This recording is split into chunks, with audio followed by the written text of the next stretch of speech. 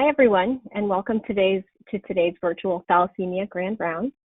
This Grand Rounds is a partnership between Cooley's Anemia Foundation and the Division of Blood Disorders at the U.S. Centers for Disease Control and Prevention, or the CDC. I'm Dr. Jennifer Yu, and I'm one of the pediatric hematologist-oncologists at Rady Children's Hospital in San Diego, and I am an associate clinical professor of pediatrics at UCSD. And I'm delighted to be here today to moderate today's rounds.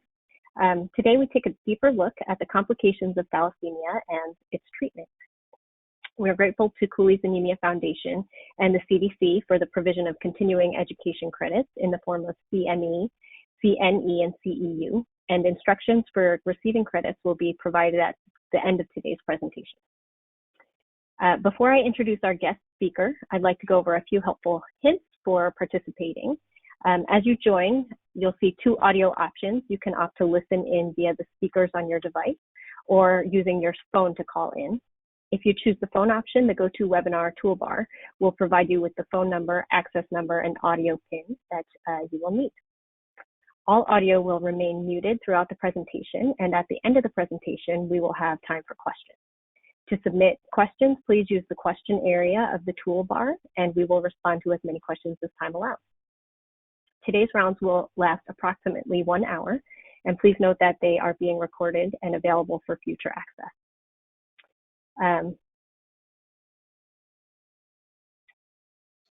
So before we begin our rounds presentation, we're going to get to our case study that illustrates several key concepts in the management of thalassemia complications. So we have a 28-year-old man with beta thalassemia who's non-splenectomized, and he's been regularly transfused since essentially birth. And he comes to your office for evaluation of dyspnea and swelling of both feet. And when you examine him, you notice that he's pale and mildly jaundiced, and he does have edema. On cardiac exam, you notice he's tachycardic with a gallop rhythm, and on pulmonary exam, he's tachypnic and he's dyspnic, and he has bilateral scattered rails. You notice that he has splenomegaly and hepatomegaly, and on labs, you see that his hemoglobin is low at 7.9, and his ferritin is quite high. So keep this case study in mind, and we'll discuss later in the hour. So now it is my pleasure to introduce today's presenter, Dr. Sujit Sheth. Dr. Sheth is the Chief of Division of Pediatric Hematology Oncology and the Professor of Clinical Pediatrics at Weill Cornell Medical Center in New York City. He's also an attending pediatrician at New York Presbyterian Phyllis and David Komansky Children's Hospital and Weill Cornell Medical Center. He is also Vice Chair of Clinical Research in the Department of Pediatrics at Cornell. Dr. Sheth is board certified in pediatrics and pediatric hematology oncology, and he's an expert in iron metabolism, thalassemia, and sickle cell disease. And for those of us who have had the pleasure of working with Dr. Sheth, we know how passionate he is about these topics. So I am honored to welcome Dr. Sheth. Thank you so much, Dr. Yu, and thank you for the introduction. Thank you for moderating this session. And I also want to, at the outset, thank the Cooley's Anemia Foundation and the CDC for continuing to support this series of thalassemia virtual grand rounds. Today, we're going to focus on the complications of thalassemia, and I'm going to talk about the complications of the disease itself, as well as the complications related to the treatment. And before we get going, I think it's important to get a good sense of what the pathophysiology underlying thalassemia is. And this slide just shows the schematic of normal erythropoiesis, 2 phases, early stage and late stage. In the early stage, you have mostly proliferation, which is regulated by erythropoietin, and that's where you go from the stem cell all the way to the proerythroblast. And then the later part of this is, the late stage part of this is erythroid differentiation and maturation. And that's where the proerythroblast goes through a series of different stages, eventually ending up being a reticulocyte and then a red blood cell. And hemoglobin starts to be formed during that period of differentiation and maturation. This differentiation is regulated by members of the TGF-beta superfamily of ligands. Now, the pathophysiology in thalassemia is related to the excess of unpaired globin chain. So as we know, the hemoglobin molecule is a heterodimer consisting of 2 chains of alpha and 2 chains of beta in normal adult hemoglobin.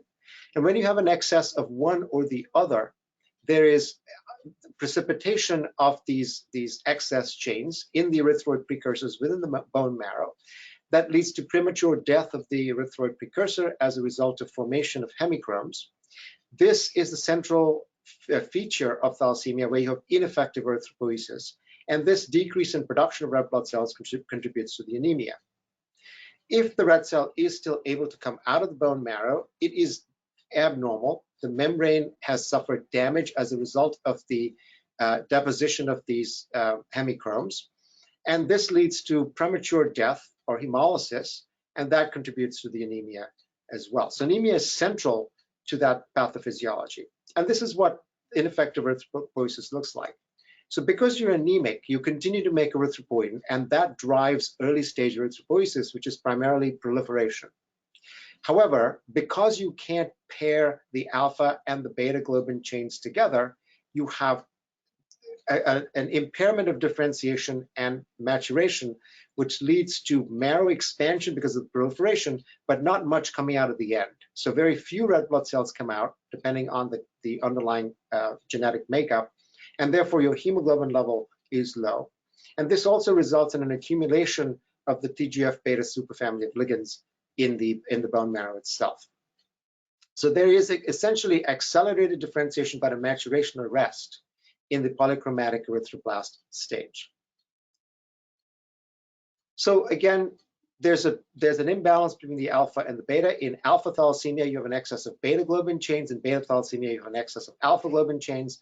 And as a result of that, as I've just shown you, you have ineffective erythropoiesis. Ineffective erythropoiesis leads to anemia. Ineffective erythropoiesis also leads to an increase in iron absorption from the intestine, and therefore contributes to iron overload. As a result of the ineffective erythropoiesis and as a result of the anemia, you have a stimulation of extramedullary hematopoiesis and organomegaly, particularly of the liver and the spleen, and we'll see how that has pathologic complications down the road. There's also marrow expansion because of that proliferation, and that leads to bone disease, and that's a central feature of the pathophysiology of thalassemia and leads to complications as well. There's peripheral hemolysis, which can lead to gallbladder disease, and there's also vascular damage, and in certain situations, hypercoagulability, leading to an increased risk of venous thromboembolism as well. The severity is determined by the degree of imbalance between alpha and beta globin chains. The worse the imbalance, the more the ineffective erythropoiesis, and the worse all of these complications can be. The iron overload will lead to organ damage, and we'll talk about that complication in more detail as we explore the pathophysiology of iron loading and iron toxicity.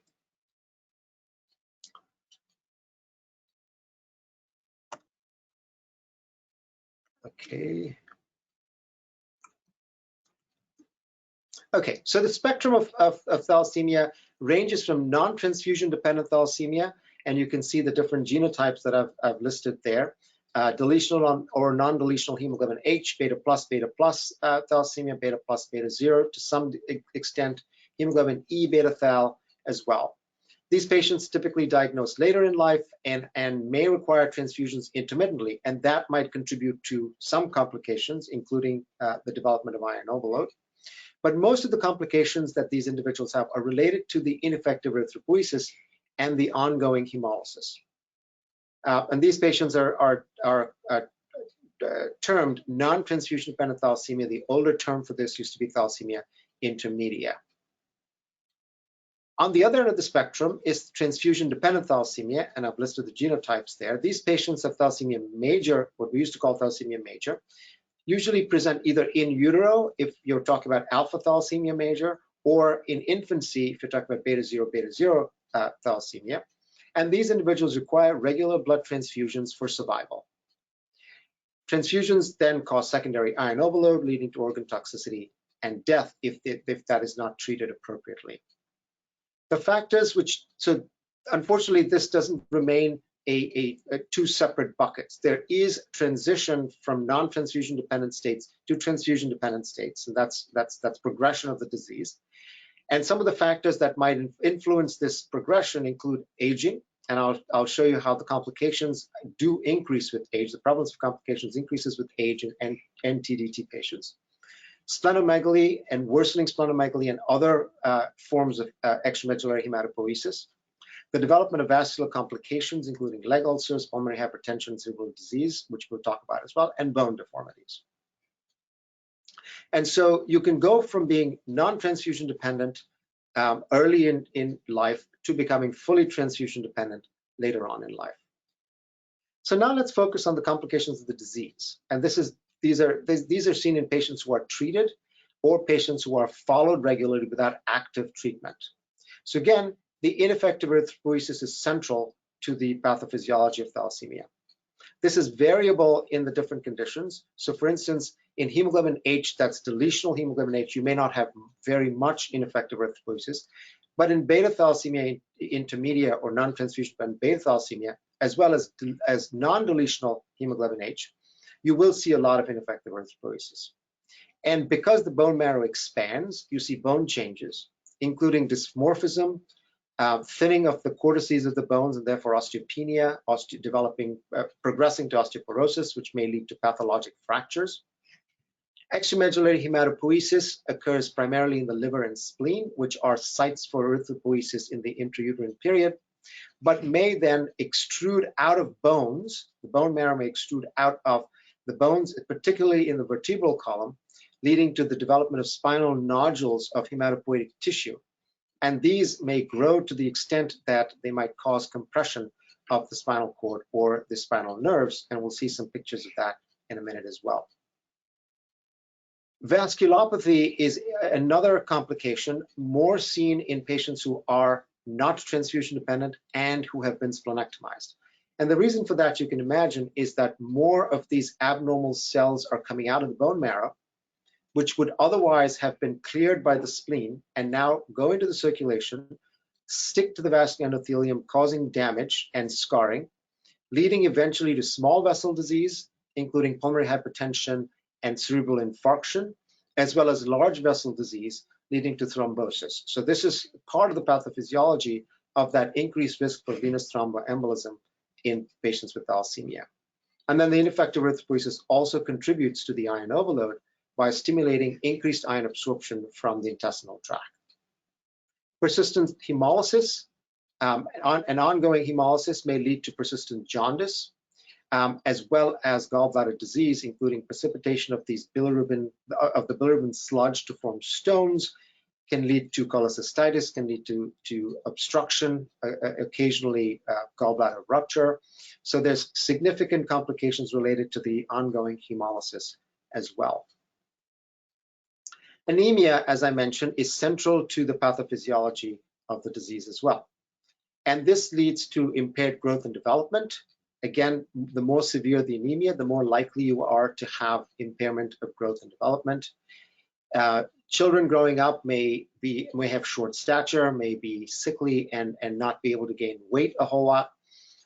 There may be a delay in achievement of puberty or progression through puberty. Much of this is related to anemia, but may also be related to the iron overload in terms of deposition in the pituitary, as well as deposition in the testes and ovaries. So both the impaired growth as well as the delay in puberty may be related to both the anemia as well as the iron overload. The anemia can contribute to exercise intolerance, which as the anemia becomes more severe, can lead to impairment in day-to-day activities and therefore significant impairment in quality of life as well. Poor perfusion, especially in the peripheral sites, may lead to ulceration, particularly in the legs. And you can see a picture of a leg ulcer. This is actually a leg ulcer that's healing. Sometimes the leg ulcers can be chronic and oozing all the time and be pretty painful to these individuals as well. And as I mentioned, overall, there's an impairment of quality of life because of the anemia. Splenomegaly develops over time as a result of the extramedullary hematopoiesis, but also in transfusion-dependent patients because the spleen is constantly being asked to clear some of these red blood cells that have been transfused. And that leads to splenomegaly, as well as eventually leading to the development of hypersplenism. When the spleen becomes very, very large, it can become tense, it might cause pain, and there may be a risk of splenic rupture, either spontaneously or from trauma. And this trauma may be quite trivial, including things like, seatbelt accidents in cars, as well as, playing, and it may not require something as violent as contact sports, but can happen even with non-contact sports. So that's definitely something to keep in mind. And then the hypersplenism might lead to thrombocytopenia, a decrease in platelet count, leading to bruising and petechiae as well. Now, this is the prevalence of complications in thalassemia intermedia, or patients with non-transfusion dependent thalassemia, and this is broken down by age.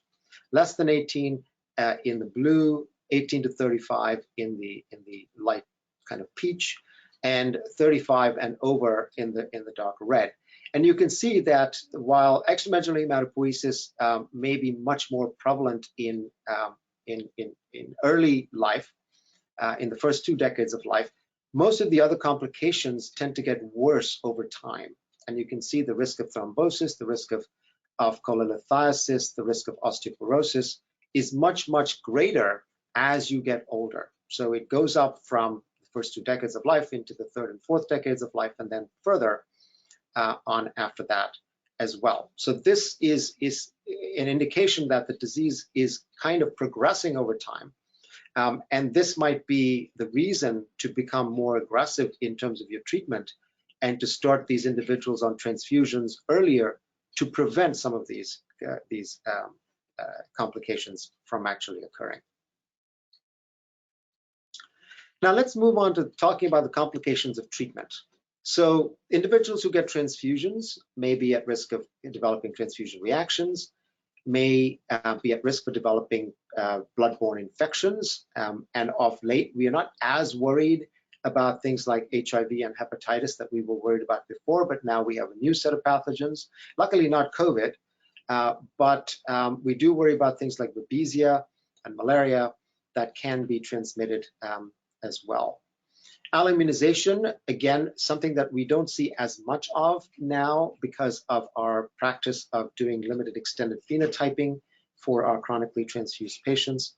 But that is a complication that can occur, and that can lead to tremendous difficulty in finding appropriate blood to cross-match and to transfuse to these individuals.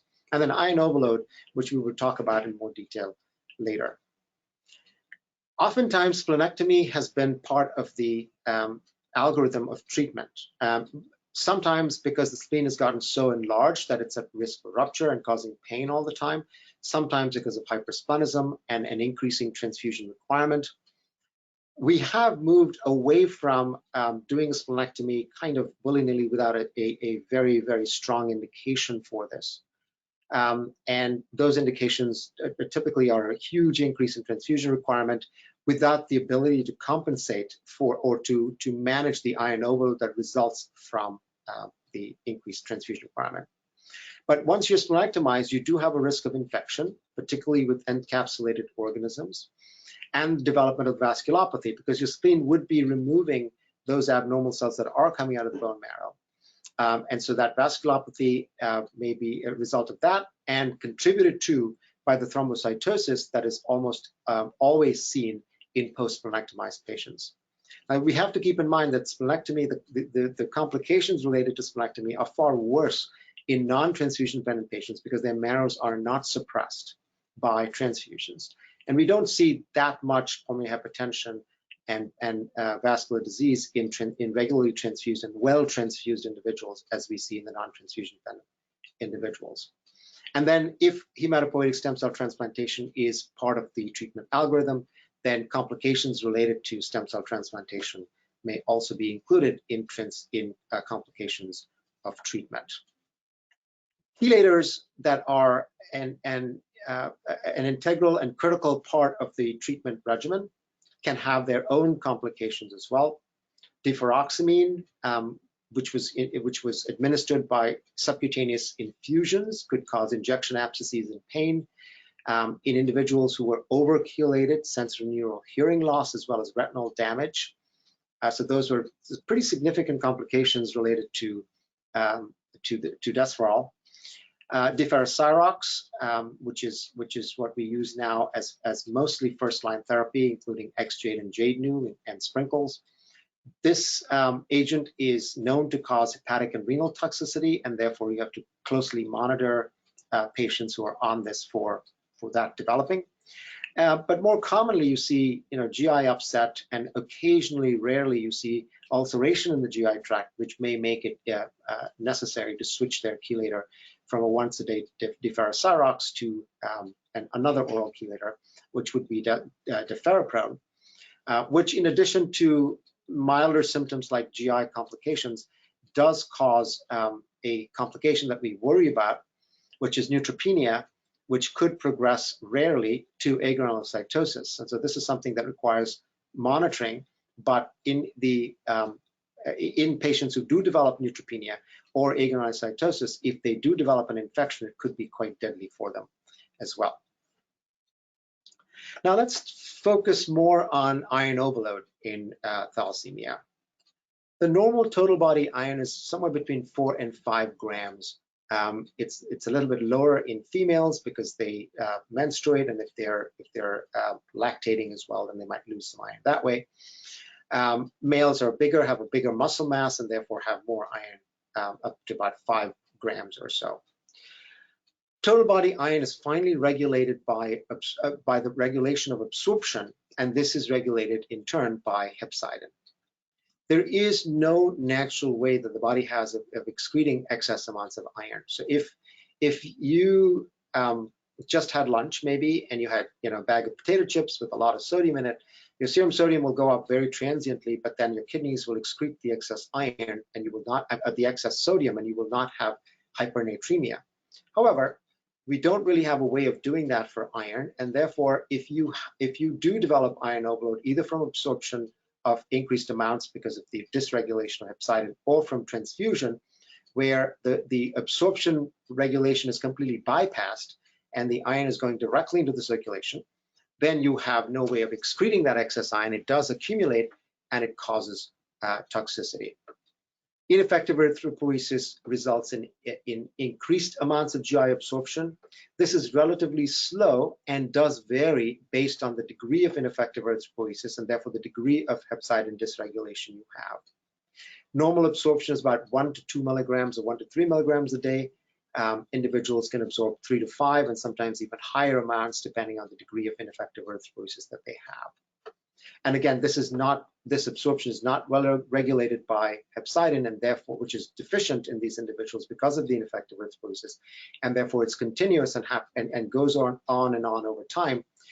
Individuals don't manifest, the non-transfusion dependent individuals don't really manifest very many complications of iron overload until the second decade of life, because the iron deposition is slow, but you do have to start monitoring them, and you do have to worry about iron overload related complications from then on.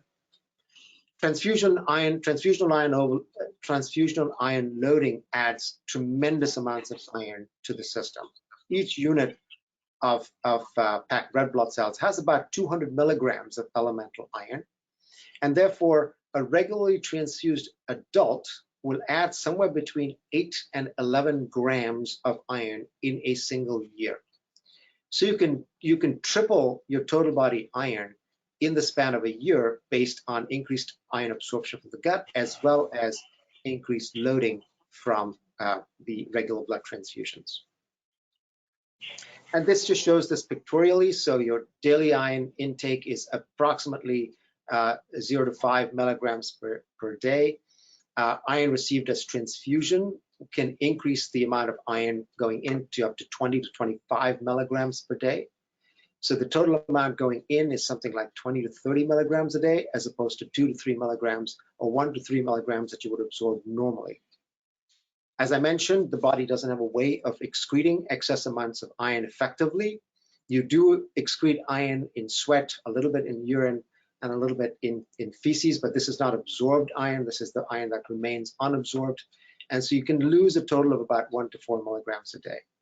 So in a regularly transfused individuals, you're putting in 20 to 30 milligrams a day, you're losing 1 to 4, and iron accumulates and leads to iron toxicity. This toxicity in each tissue depends on the tissue iron level, the sensitivity of the tissue, because not all tissues are equally sensitive to the effects of iron. We know that the heart and the endocrine organs are much more sensitive, and so you have a much higher risk of toxicity to those organs, and the duration of time for which the iron remains in that tissue. So if somebody has a high level of iron for a long period of time, you can be sure that toxicity and organ dysfunction is going to develop. How does iron cause toxicity? Both the non-transferrin bound iron, or NTBI, which is circulating in plasma after transferrin gets completely saturated, this can cause complications. This can cause toxicity by catalyzing radical production and promoting lipid peroxidation. And then inside of the cells, the labile iron pool can cause lipid peroxidation, organelle damage as well. And we don't really have a way of knowing how the two are in equilibrium or how they relate to iron damage specifically. And the main reaction that causes these radicals to form is what we call the Fenton reaction, which is seen here, which is the interaction of hydrogen peroxide with the iron to form these toxic radicals, which can cause DNA damage, cell death, and mutations, and therefore lead to significant toxicity. Now, not all individuals develop iron overload at the same rate, and not all have the same amount of toxicity. So these are the factors that determine the iron burden. The efficacy of erythropoiesis related to hepcidin. The more ineffective your erythropoiesis, the greater your absorption. What also happens as a result of hepcidin dysregulation is that iron is actually able to come out of stores, and it's not confined to the liver as it would be if your hepcidin levels were appropriate. And so the more ineffective your erythropoiesis, the more your iron is able to redistribute from storage sites to other organs and cause organ damage and toxicity. Females tend to load slower because they do have regular menses and they lose blood and therefore lose iron on a regular basis. And pregnancy and lactation, you can also lose a significant amount of iron that way, about 1 gram or so per viable fetus at term, and then lactation is ongoing. Comorbid conditions, you have worse liver disease from iron deposition if you also have coexisting hepatitis, and this can lead to cirrhosis and further damage. The volume of transfusions, usually after about 20 units of blood have been transfused in an adult-sized person, you develop hepatic iron overload, and cardiac iron overload is seen after about 75 units of blood or so. But the factors that do influence the development of toxicity is the age at which transfusions were initiated. In thalassemia major or transfusion-dependent thalassemia, patients who start in infancy would have a higher risk over time of accumulating more iron if they're not adequately chelated.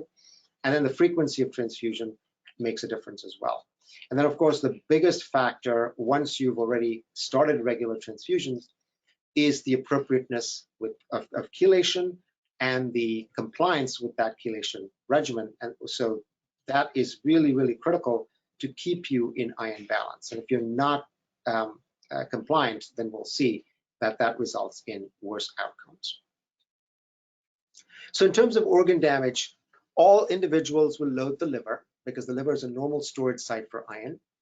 If the liver is chronically exposed to high levels of iron, this can lead to fibrosis, which can progress to cirrhosis and increase your risk of developing hepatocellular carcinoma. So if somebody says, what's the most common malignancy in somebody with beta thalassemia, transfusion-dependent beta thalassemia, it is actually hepatocellular carcinoma in the older patient population who have not been well chelated over time. Hepatitis C is an independent risk factor, both for hepatic damage directly as well as development of hepatocellular carcinoma.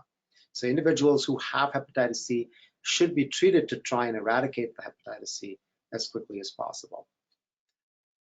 The heart loads iron in individuals who do have ineffective erythropoiesis and have inappropriately low levels of hepcidin, so transfusion-dependent and non-transfusion-dependent patients with ineffective erythropoiesis. Thankfully, the heart loads much more slowly, but unfortunately it also unloads much more slowly. And so individuals can develop a variety of different manifestations of cardiac iron. They can have contractile dysfunction, which is initially diastolic and subtle and not picked up on regular echocardiograms very easily. And that can progress then to becoming systolic as well when the patient actually goes into heart failure. And then there can also be electrical abnormalities, and this results in a variety of different arrhythmias that these individuals may have as well. Iron deposits in the endocrine organs, and again, this happens more in patients with inappropriately low hepcidin levels and ineffective erythropoiesis.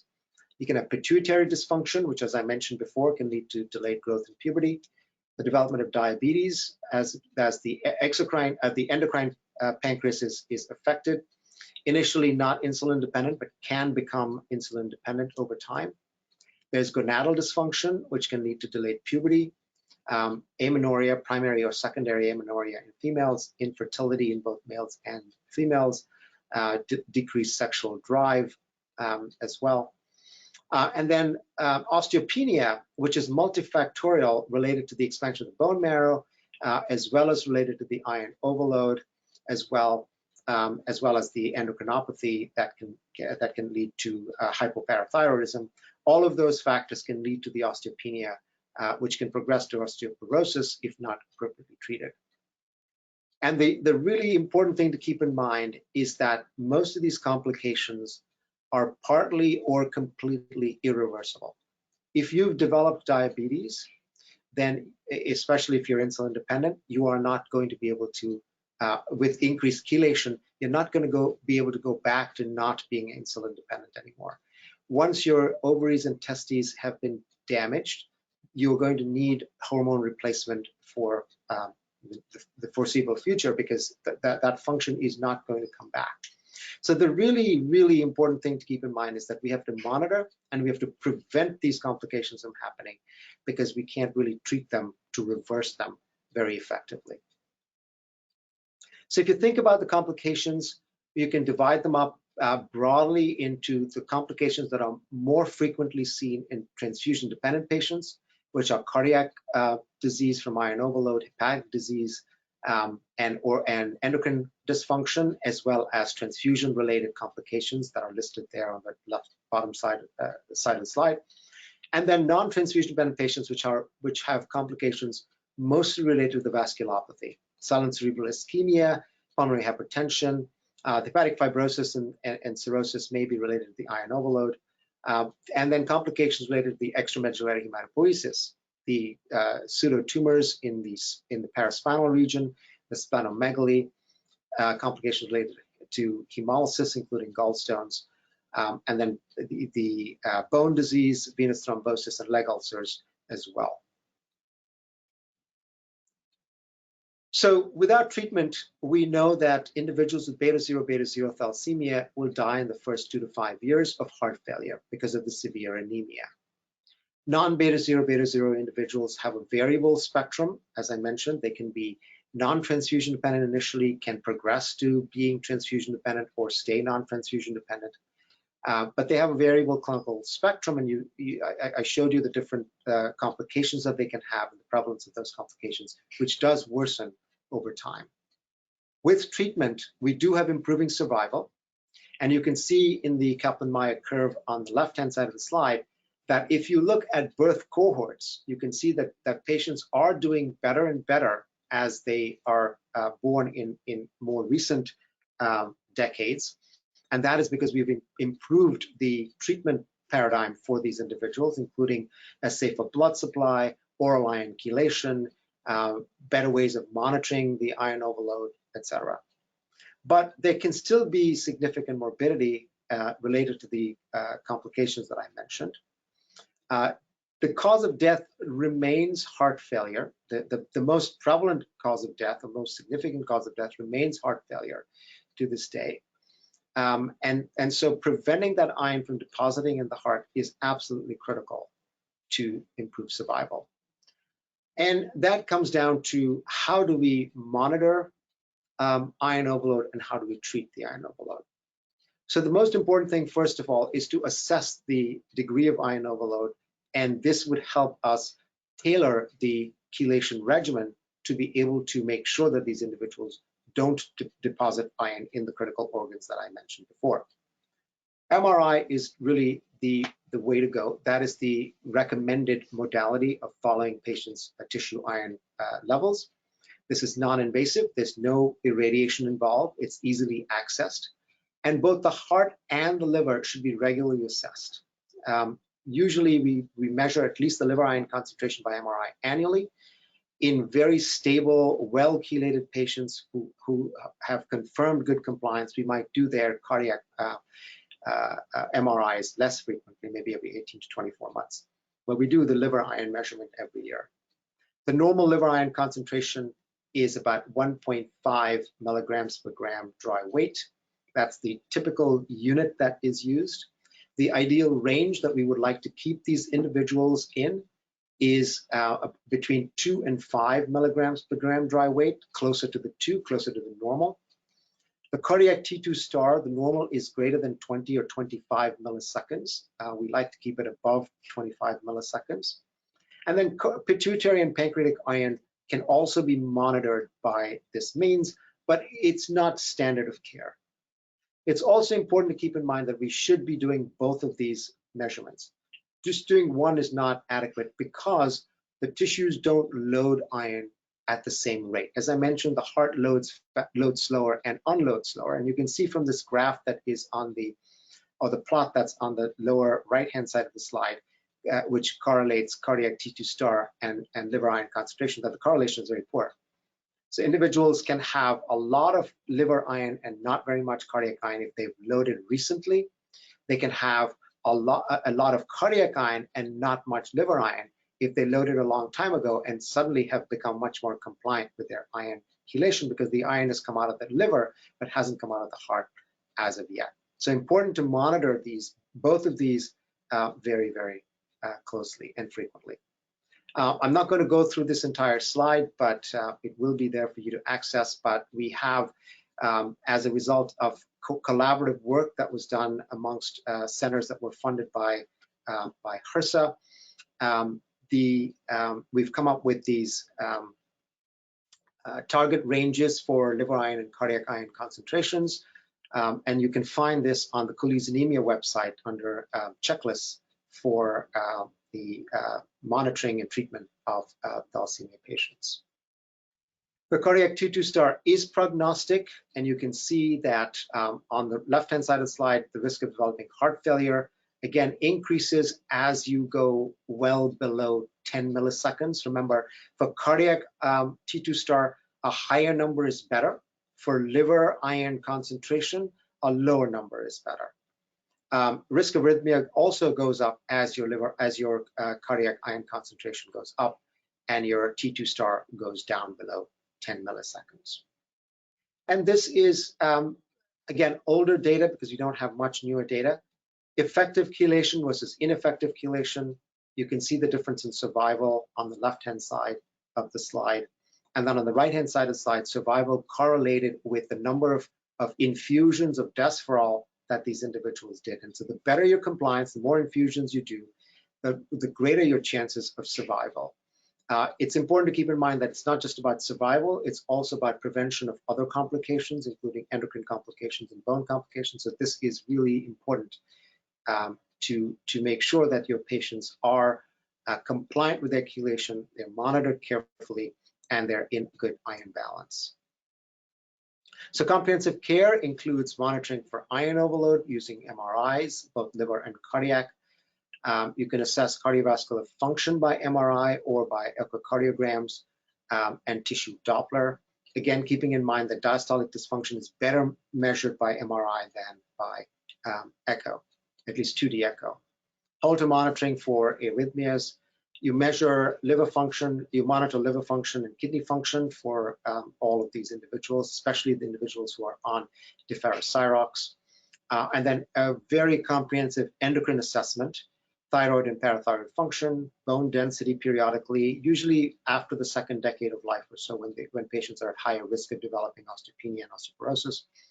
Oral glucose tolerance, we don't follow hemoglobin A1C levels because these individuals are transfused, or at least individuals who are regularly transfused because it's not reliable. And then monitoring for testicular and ovarian function as well. And then we do periodic serology measurements, vision and hearing, particularly for patients on desferal and deferocyrox.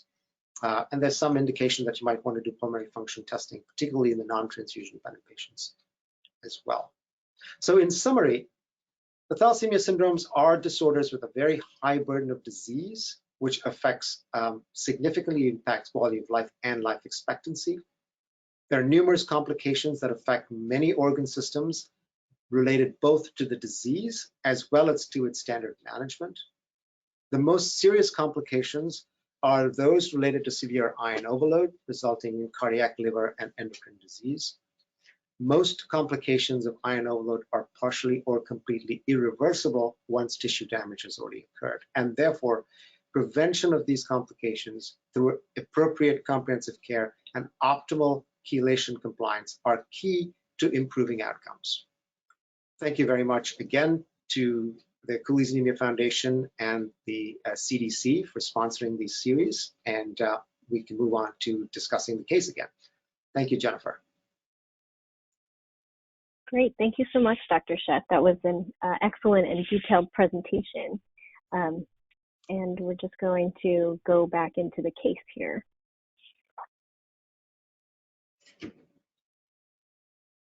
So just to, highlight some of the complications that Dr. Sheth talked about, we're going to go back to our case, which, as a reminder, is a 28-year-old man with beta thalassemia who is regularly transfused, comes in for evaluation of dyspnea and some edema with tachycardia, tachypnea, gallop rhythm, and bilateral scattered basal rails with hepatosplenomegaly and anemia and a pretty high ferritin. So this patient started transfusions very early on and then started iron chelation around the age of 5 years old. And throughout here, you can see that the adherence to taking the iron chelation has kind of waxed and waned, and you can see some of the effects of that on the MRI results. So we see that started on Jadanu, and as adherence deteriorated, kind of increased his Jadanu dose to max dosing. When compliance or adherence improved, you can see the cardiac T2 star and the liver iron content improved somewhat. And then around age 20, transitioned to an adult provider, went to college, and adherence to the iron chelation deteriorated again. You can see some of the results of that in the MRI here, and then dual chelation was initiated just to try to get that iron under control. And around age 26 is the last MRI we have. We can see the liver iron content is quite high at 27 milligrams per gram, and the cardiac T2 star is 9 milliseconds. Again, chelation was kind of intensified with max dosing of the deferoprone. So Dr. Sheth, what do you think about this patient and some of the complications that he may be experiencing? So thank you again, Dr. Yu. This is a complication that thankfully we don't see that much of now, but it's still something that we really worry about, and that is the development of heart failure. So this is obviously a patient who is in heart failure. And if you go to the next slide, we can see some of these. You can see that the ejection fraction on his echo is 15%. His MRI liver iron is now unmeasurable. It's greater than 30. Sorry, that should be milligrams per gram. And his cardiac T2 star is down to 6. As I showed you in one of the slides, this is at extremely high risk of developing heart failure, and he has developed heart failure as a result of this. And this is a complication that we used to see much more of when we had only the subcutaneous infusion chelation available, because compliance with that was much worse. Obviously, you have to stick yourself with a needle every night or 5 or 6 nights a week. And so we did see a lot more of that before, but this still does happen now. And so in this particular patient, he was admitted to the intensive care unit, the cardiac intensive care unit, on the heart failure service. We initiated 24/7 IV desferoxamine, or deferoxamine, as well as continued the high-dose oral chelation. We were kind of limited because he developed hepatic dysfunction, again, I think because of the heart failure and poor perfusion. And so we were a little bit limited in terms of being able to give him the deferoxyrox at the regular doses because of the hepatic dysfunction. But he did continue to get the deferoxamine. He did continue to get some deferoxyrox and full dose of deferoprone as well. And he remained in the cardiac intensive care unit for about 2 weeks, during which time it really was touch and go many a time. And we almost lost him a couple of times, but we were able to bring him back, as it does take about 2 or 3 weeks for the desferol to really get enough iron out to see an improvement in the ventricular function. And so that did happen, and he was able to come back out. But what I think we need to really talk about is the compliance with chelation, one, which has to be reinforced, as well as the close monitoring using MRI, on an annual basis, and both the cardiac and the liver MRI should be mentioned. And I think that it's again really critical to prevent complications rather than to try and treat them, because sometimes cardiac complications occur very suddenly, because remember the dysfunction is much more diastolic and you don't pick it up very well on echocardiograms if you're not looking for it on MRI. And treating this cardiomyopathy is very difficult and oftentimes requires very intense chelation for prolonged periods of time, sometimes including putting in a central line for 24/7 deferoxamine intravenously, close monitoring, all the complications that could be associated with having a central line. But if they're compliant, we can bring the heart back to good function. It will never be completely normal, and they will always have a risk of going into heart failure again if their iron levels go up again. But it is possible to bring them back. So, but more important than that is really prevention. And the other aspect of this, which I think Dr. Yu will discuss in more detail, is the transition from pediatric provider to adult provider. This is a very important time. And this is a time when kids go off to college. There's a lot less parental supervision, a lot more peer pressure. And I'm going to let Dr. Yu talk more about that, because that's a critical part of care for these individuals with chronic disease. Yeah, that's exactly right, Dr. Sheth. And so, poor adherence can be an issue for any and all of our thalassemia patients, but especially during that young adult period, and when they're transitioning from pediatric to adult hematology care, and kind of the parents are backing off their support, is a time when we can run into a lot of trouble with adherence to medications and even showing up to appointments. And it brings to light the issue of our lack of formal transition programs that most pediatric to adult transitions don't have a formal transition program. And if we could better prepare our patients with thalassemia by having some formal transition programs in place where pediatric and adult providers are really working together to make sure we don't have a drop off of attention to appointments and iron chelation, picking up their refills, all of those things, we may be able to improve outcomes, including adherence to iron chelation. Great, thank you so much for that, Dr. Sheth, the discussion. We're going to move on to our question and answer section of Grand Rounds, because there are many questions already for you.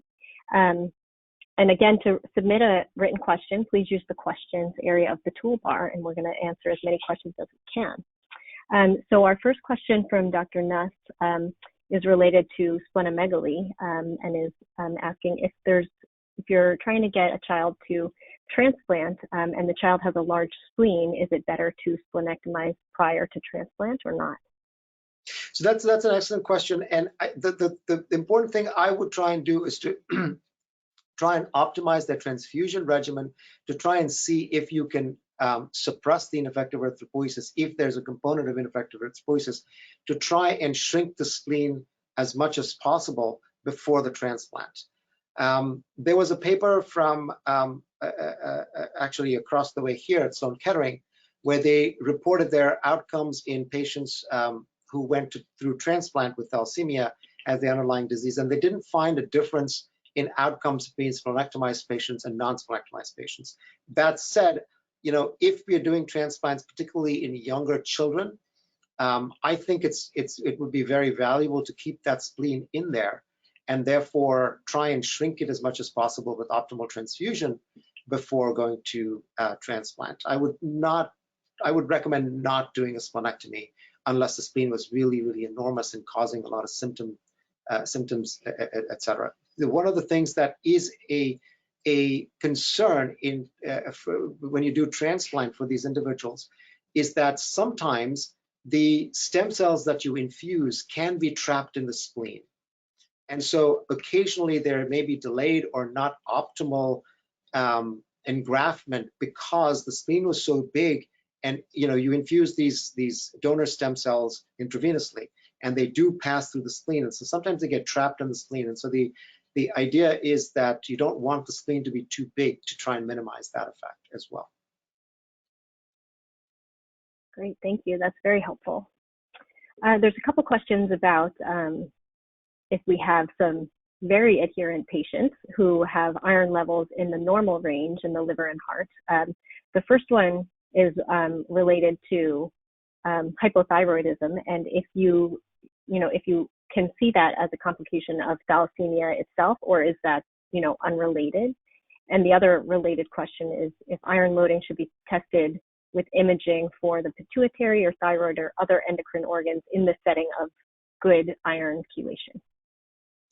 So again, I think the most important thing is prevention, right? The most important thing is to start the chelation appropriately on time, and then to dose adjust appropriately based on MRI values, not based on ferritin levels, because especially initially, the ferritin levels are all over the place and are not reflective of your total body iron. Used to be that we would wait to start chelation until the ferritin level got to 1,000. And people have waited 4 or 5 years till the ferritin level got to 1,000, and we know now that that is not appropriate. We know that in 4 or 5 years, you can, your total body iron can be 10 times what it should be, and that's going to lead to complications. So starting that process early is really important. It's unlikely, if you have been well chelated all of your life, it's unlikely that you will load your heart, and it's less likely that you will load your endocrine organs as well. And if you just look at the pediatric population currently, the population that was born in the era of oral chelation and MRI monitoring, most of these patients do not have these endocrine complications. And so it doesn't seem likely that that is related. If you have thyroid disease, despite having been well chelated all of your life, then it may be related to something else. It may not be related specifically to the iron overload related to thalassemia. It's possible, but I think you should look at other causes for this as well. And then in terms of monitoring the other organs, this is not standard of care. The only center that does this as standard of care for them is the center at UCLA, and I think so that is something that is still not well characterized in terms of not well standardized across different patient populations. So you can typically see the pancreas on the MRI of the abdomen when you do the liver iron measurement, and it will look dark if there's a lot of iron in there. Quantifying it specifically, again, it's very hard to truly quantify, right? Because you would have to do biopsies of the pancreas to then correlate and see, okay, this is what I'm getting on MRI and this is what I'm getting on tissue assessment. And nobody's going to do biopsies of the pancreas or the pituitary for that matter. So those are extrapolations based on data that we already have from our previous MRI studies. It's not standard. I think if you wanted to do it, yes, it could be done, but it should be only done in a center where you have experience and expertise with interpreting those scans as well, not in a in another setting. Yes, good point. Dr. Coates would be very happy that we are mentioning the pancreas as the canary in the coal mine for loading the heart. Related to chelated iron, this is an interesting question, which we probably don't usually think about. How is the chelated iron excreted? Kidney, liver, or right. So as a complex, you are able to excrete. So with deferoxamine, 80% of the iron that's excreted comes out in the urine and about 20% in the feces. And most of what comes out in the feces is excreted in bile. So the liver excretes it into bile, the bile comes through the intestine, and then it gets excreted. But most of it, with the case of desferol, is coming out of the kidneys because the complex of deferoxamine, which becomes ferroxamine with iron loaded to it, is then able to be excreted that way. It's not able to be excreted as iron per se, but it's able to be excreted as the complex. With deferocyrox, it's the reverse. About 80% comes out in the bile because it gets conjugated. It gets bound into the bile and excreted into the intestine, and then comes out that way. And about 20% comes out in the urine. And for deferoprone, it's about 50-50. About 50% comes out in the stool, and 50% comes out in the urine. But it does get excreted once it's complexed with one of the chelators. Great. So you mentioned that the heart starts loading around after 75 units or so of packed red blood cells. And then you mentioned, starting checking the liver iron content early. Approximately when would you recommend starting to check the cardiac T2 star? So just as an example, in our patients with the most severe form that we start in infancy, right? So we start transfusing somebody with beta 0 thalassemia, say it's 7 or 8 months of age. We usually get the first MRI about 15 to 18 transfusions later, because if you do just mathematical calculation, that's when your liver iron should be somewhere in the 8 to 10 range or so. And that, we don't start chelation before the age of 2 anyway. So usually about 2.5, we get the first MRI and then start iron chelation. In somebody who gets started on transfusions later, I would wait until, again, 15 to 18 transfusions, get the first MRI, by which time they should have enough iron there to be able to chelate, and then bring it down. For the infants, again, we don't do the first cardiac MRI until age 10. Again, this is the caveat, is if they have been chelated all along. So if you start chelating at an appropriate age, then you can do the first cardiac MRI at age 10. If, on the other hand, they have not been appropriately chelated, so if somebody, say, moved here from a developing country and did not have access to chelator and is now 7 years old and has a liver iron concentration of 25, I would do an MRI of the heart for sure at that point, because the patient has not been adequately chelated, the iron level has not been managed that way. So you've had a lot of NTBI and a lot of opportunity for iron to deposit in the other organs, including the heart. But otherwise, I would, if you're well chelated, then I would do the first MRI. And somebody who say starts transfusions, at age 6 or 7, I would do the first MRI at 10 or 12 years of age of the heart, to then be able to monitor both appropriately and see where it goes. Great, thank you. Okay, there's a lot of great questions. I'm sorry we're not going to have a chance to get to all of them, but we'll take one last question. And thank you to Jacqueline Baskin for asking this one. It says, considering there are limited adult providers with experience with thalassemia, where do most programs transition their patients? And what do we do if there's no local adult provider? So I'm going to let you answer that, Dr. Yu, because you're the expert on transition. Yes, great. So I think what we really need to do is kind of try to look to this issue and correct this issue, because you're right that a lot of programs don't have somewhere with adult providers who have thalassemia experience, and your thalassemia patient in your comprehensive thalassemia pediatric program is ending up in, with an adult oncologist who, is kind of struggling to manage them. And so what we are trying to create is kind of a partnership between adult and pediatric programs to create kind of a smoother process And I know Cooley's Anemia Foundation is trying to create an accreditation process where you can actually pair up with adult programs or other pediatric programs to share the expertise so that we can make sure we're taking care of all the adult providers. But right now it is a struggle, and this is a problem that is being actively worked on. Okay. I think we're a couple minutes past, so I think we're gonna end it there. So I would like to thank again Dr. Sheth for such a great presentation on a topic that's really important to our patients living with thalassemia.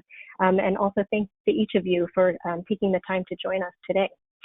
We'd like to thank our colleagues at the CDC's Division of Blood Disorders and Cooley's Anemia Foundation for this invitation to be here with you today and for hosting today's round. If you have any additional questions about today's presentation, please contact either Craig Butler or Cindy Sayers at the emails listed on the screen there. And this presentation, again, it will be archived and available on the CDC's website as shown on the slide. And then there's information here to receive continuing education credits. To make sure you follow these instructions right here. Thanks again for joining us, and have a great afternoon. Thank you all for joining, and thanks to the CDC and the Cooley's Anemia Foundation, and to you as well, Dr. Yu. Thank you. Yes, have a great afternoon.